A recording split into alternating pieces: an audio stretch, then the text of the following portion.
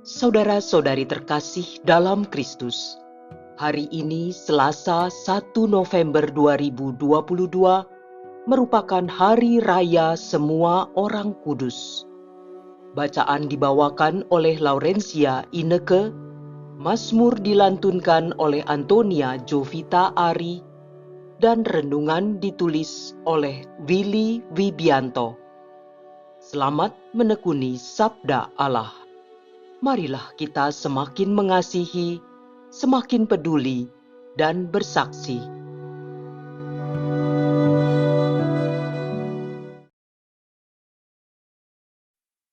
Dalam nama Bapa dan Putra dan Roh Kudus. Amin. Selamat pagi Allah Tritunggal yang Maha Kudus. Puji dan syukur kami hunjukkan kehadirat-Mu atas hari baru ini, hari di mana kami memperingati Hari Raya Semua Orang Kudus. Kami mau membuka hari ini dengan mendengarkan dan merenungkan sabda-Mu. Buka serta curahkanlah Roh Kudus-Mu ke dalam hati dan pikiran kami. Semoga pada hari ini kami selangkah lagi semakin dekat kepadamu dengan melaksanakan kehendak-Mu melalui hidup kami.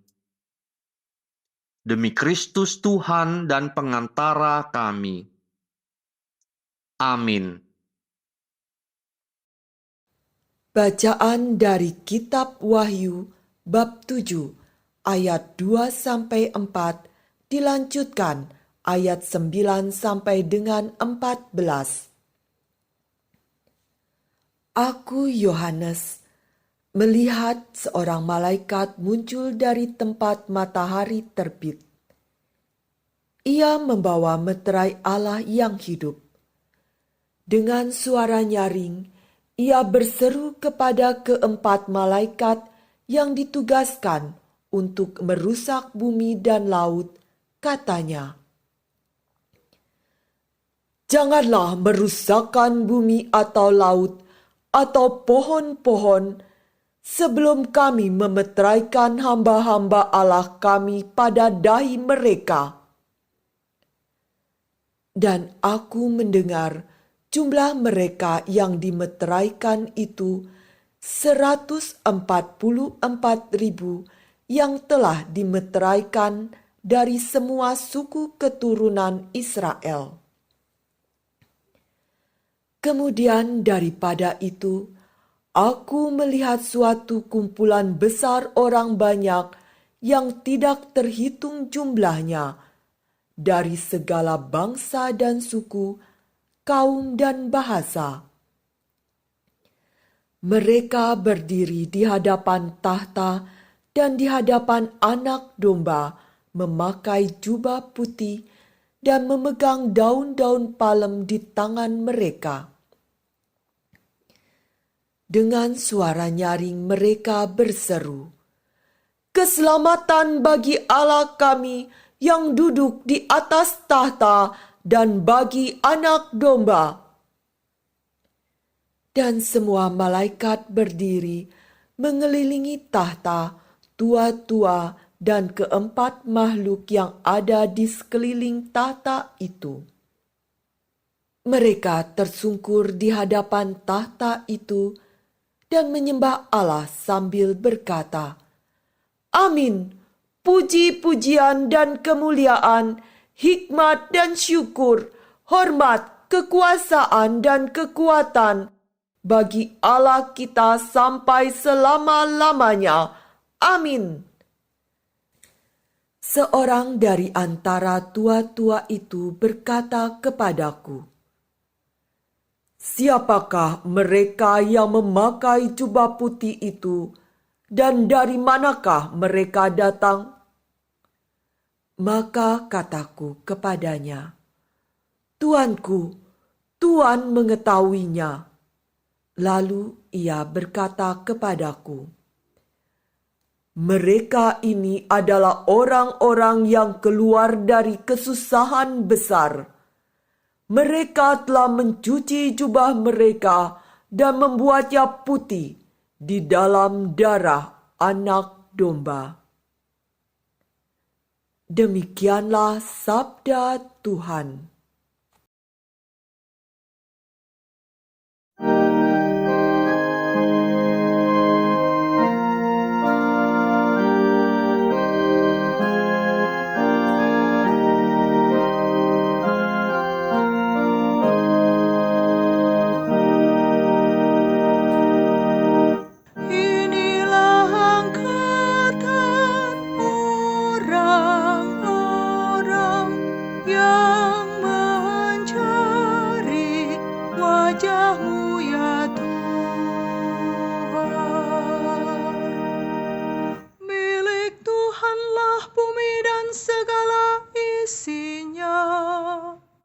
Jagat dan semua yang diam di dalamnya. Sebab Dialah yang mendasarkan bumi di atas lautan dan menegakkannya di atas sungai-sungai. Inilah angkatan orang-orang yang mencari wajah-Mu ya Tuhan.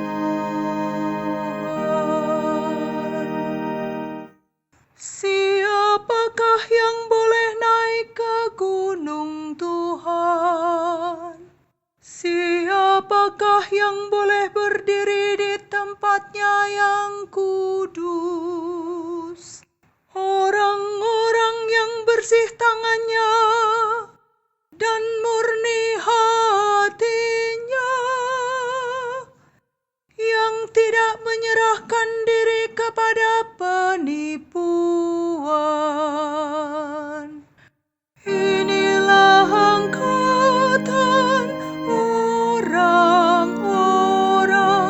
yang mencari wajah-Mu ya Tuhan.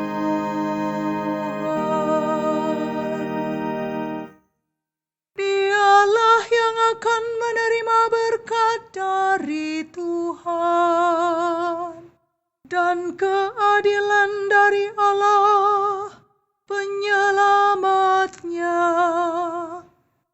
Itulah angkatan orang-orang yang mencari Tuhan, yang mencari wajah-Mu, ya Allah Yakub.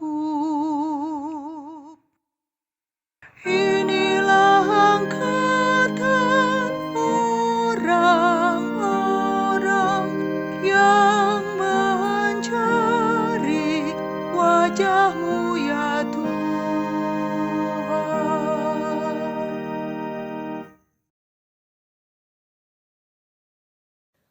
Bacaan dari surat pertama Rasul Yohanes. 1 Yohanes bab 3 ayat 1 sampai dengan 3.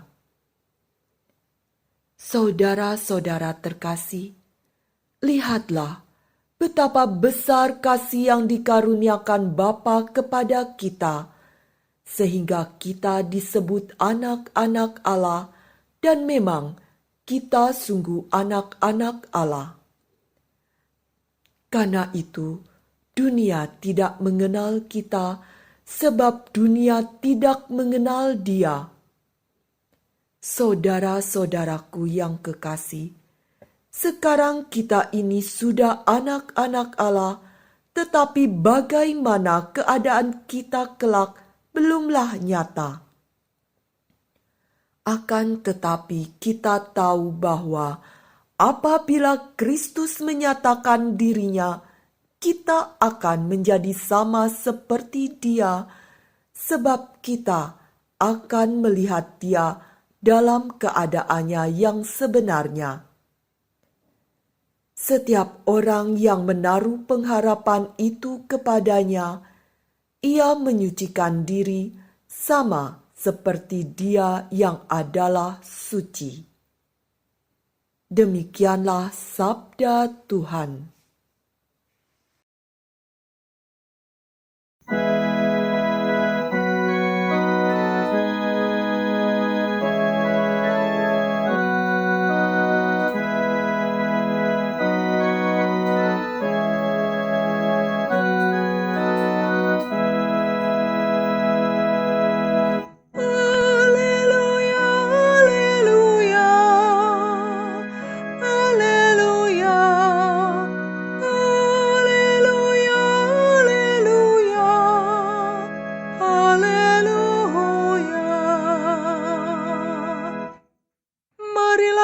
kepadaku, semua yang letih lesu dan berbeban berat.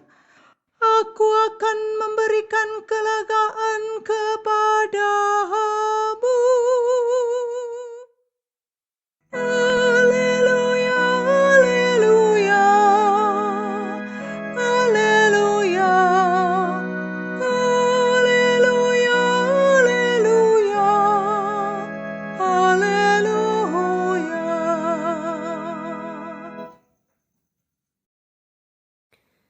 Inilah Injil suci menurut Matius, bab 5 ayat 1 sampai dengan 12a. Sekali peristiwa, ketika melihat banyak orang yang datang, Yesus mendaki lereng sebuah bukit. Setelah ia duduk, datanglah murid-muridnya. Lalu Yesus pun mulai berbicara dan mengajar mereka, katanya, "Berbahagialah orang yang miskin di hadapan Allah, karena merekalah yang empunya kerajaan surga. Berbahagialah orang yang berduka cita, karena mereka akan dihibur. Berbahagialah orang yang lemah lembut, karena mereka akan memiliki bumi. Berbahagialah orang yang lapar dan haus akan kebenaran, karena mereka akan dipuaskan. Berbahagialah orang yang murah hati, karena mereka akan beroleh kemurahan.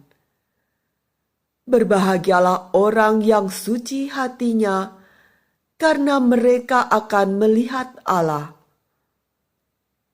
Berbahagialah orang yang membawa damai, karena mereka akan disebut anak-anak Allah.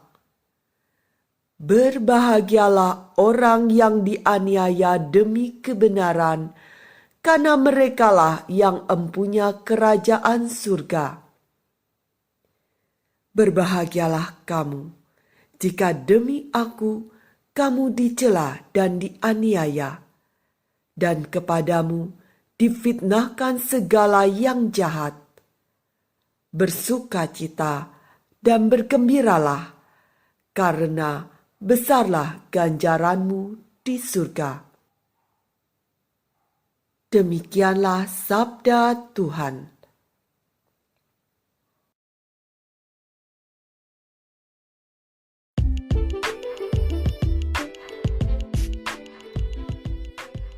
Pilih lemah lembut atau kuat perkasa.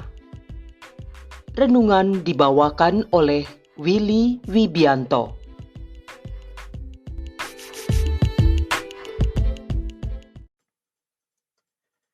Jika Anda ditanya, pilih sikap yang mana?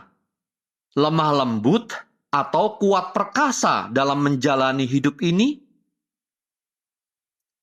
Apa jawaban Anda? Mungkin ada yang memilih salah satu, tapi rasanya tidak sedikit yang memilih keduanya, tergantung pada situasi dan permasalahan yang dihadapi. Dalam bacaan Injil tentang sabda bahagia hari ini, Yesus mengemukakan, berbahagialah orang yang lemah lembut, karena mereka akan memiliki bumi. Matius bab 5 ayat 5. Bagaimana kita mengartikan hal ini? Bapak, Ibu, dan saudara-saudariku yang terkasih di dalam Yesus Kristus, bagi sebagian orang, sikap lemah lembut sering dianggap sebagai sikap orang lemah. Ia tidak mau memaksakan kehendak, bahkan haknya sendiri. Ia justru lebih memilih menjinakkan dirinya demi mengalah pada orang lain. Ia cenderung tidak bersikap sebagai penakluk atau pemenang. Orang yang lemah lembut tidak pernah ngotot tidak mau berkuasa atas orang lain, tidak memperbudak ataupun menjajah. Mengapa? Sebab ia selalu mengasihi. Orang yang memiliki hati lemah lembut yang sesungguhnya akan selalu sadar bahwa ia sungguh miskin. Semua yang dimilikinya adalah milik Tuhan. Dan karena ia menyadari kemiskinannya, ia tidak berani berlagak sebagai penakluk sesama. Sikap lemah lembut adalah kebajikan utama yang keteladanannya diajarkan dan dilakukan oleh Yesus sendiri. Akar kebajikan ini terdapat dalam Perjanjian Lama, seperti misalnya dalam Zakaria bab 9 ayat 9 tentang Raja Mesias yang lemah lembut, atau Mazmur bab 37 ayat 11 yang diartikan sebagai orang yang rendah hati. Dalam Amsal bab 15 ayat 1, Amsal bab 25 ayat 11, dan Ayub bab 40 ayat 22, istilah lemah lembut dipakai untuk ungkapan yang meredakan kegeraman. Sedang dalam Amsal bab 31 ayat 26, sikap lemah lembut adalah terjemahan dari sifat kasih setia. Dalam Perjanjian Baru, kita menemukan lemah lembut menunjuk kepada sikap batin.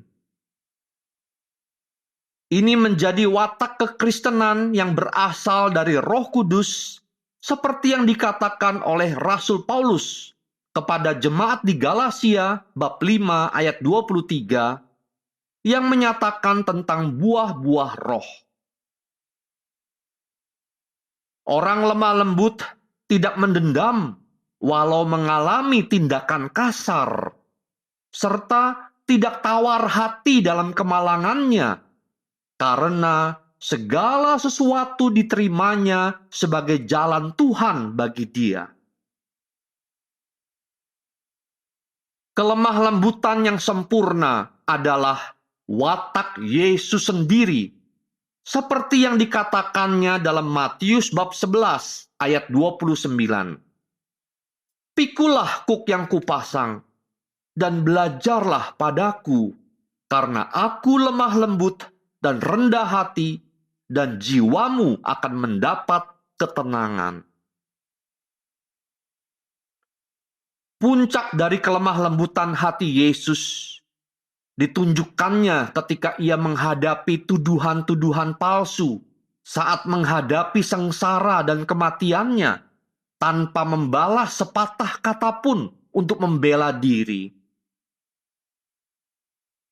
Yesus mencontohkan sendiri bagi kita seperti apa sikap lemah lembut dari seorang manusia yang paripurna. Lemah lembut dalam bahasa Yunani disebut praus, juga diterjemahkan dalam arti ramah. Arti dasar praus adalah ringan dan lunak. Namun di balik keramahan atau kelunakan itu, ada kekuatan baja, yaitu kekuatan di bawah kendali. Ada yang mengartikan kekuatan mengendalikan diri adalah keperkasaan yang tersembunyi dalam sifat lemah lembut yang sejati. Ia tetap bisa marah terhadap hal yang perlu dimarahi pada waktu yang tepat, tetapi ia juga memiliki kerendahan hati untuk menyadari kebodohan dan kelemahannya sendiri. Inilah orang hebat yang memiliki karunia kendali diri dengan hasrat, naluri, dan dorongan dalam dirinya untuk selalu di bawah disiplin kesadaran pengendalian diri sendiri. Dan sekali lagi, Manusia Yesus Kristus itulah contoh nyata bagi kita. Lalu apa artinya ayat yang mengatakan bahwa mereka yang lemah lembut akan memiliki bumi? Sabda bahagia Yesus ini harus dilihat dalam sorot eskatologis. Artinya kedatangan Yesus Kristus yang kedua kalinya.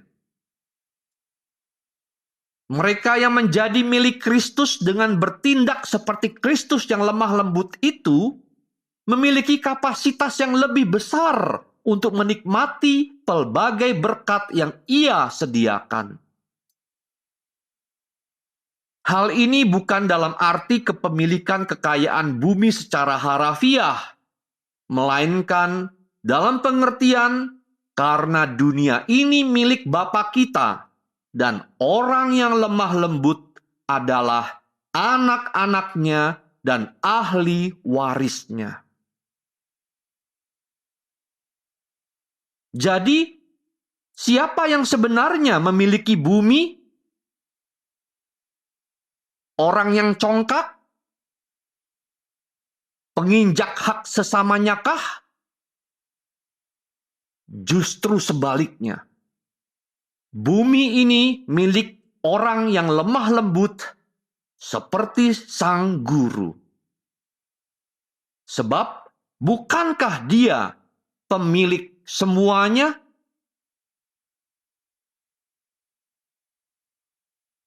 Marilah kita berdoa.